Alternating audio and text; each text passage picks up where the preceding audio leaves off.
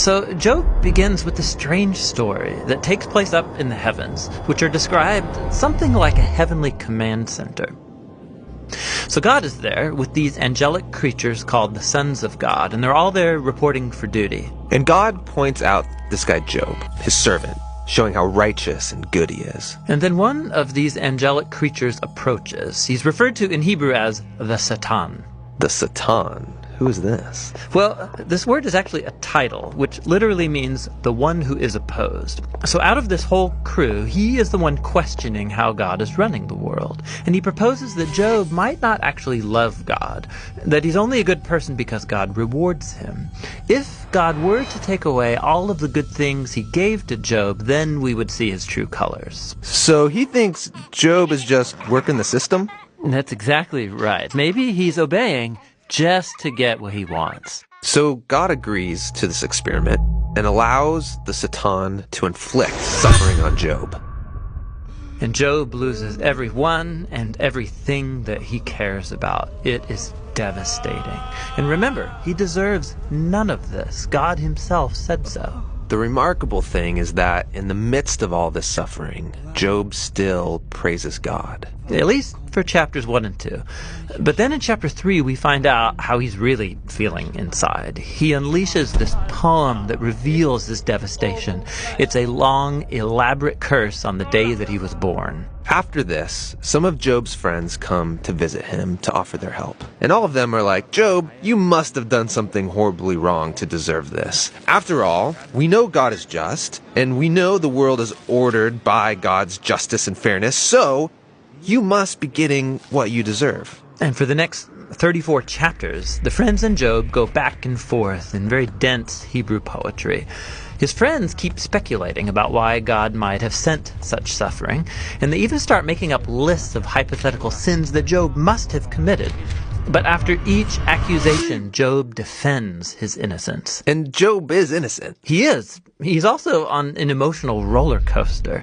At some moments, he's very confident that God is still wise and just. Yeah, in other moments, he's doubting God's goodness. He even comes to accuse God of being reckless, unfair, and corrupt.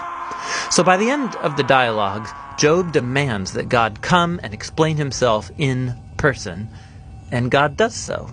He comes in the form of a great storm cloud.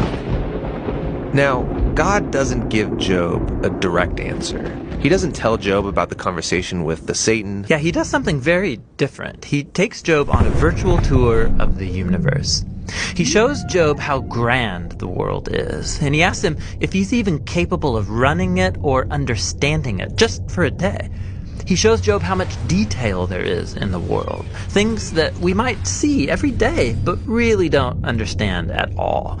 But God does. He knows it all intimately. He pays attention to the beauty and operations of the universe in ways that we haven't even imagined and in places that we will never see. Then to conclude, God shows Job two wondrous beasts and brags about how great they are. Yeah, they are dangerous. I mean, they would kill you without even thinking about it. And God says they're not evil. They're actually a part of his good world. And then that's it. That's God's whole defense. It's kind of weird. I mean, what was this all about? It seems to be this. From Job's point of view, it looks like God is not just. But God's perspective is infinitely bigger. He's dynamically interacting with a whole universe of complexity when he makes decisions. And this is what God calls his wisdom. So Job asking God to defend himself is actually kind of absurd. He couldn't comprehend this kind of complexity even if he wanted to. So where does this leave us? Well, it leaves Job in a place of humility. He never learned why he suffered, and yet he's able to live in peace and in the fear of the Lord. But that's not where the book ends, because after this, God restores to Job double everything he had lost. And this, again, is surprising. I mean, is this a reward? Is God saying, congratulations, Job, you passed this elaborate test? No. I mean, the whole book just made the point that Job losing everything was not a punishment, and so now getting it back isn't a reward. So why does he get it back? Well, apparently, God, in his wisdom, decided to give Job a gift. We don't know why. But what we do know is that Job is now the kind of person who, no matter what comes, good or bad, he can trust God's wisdom.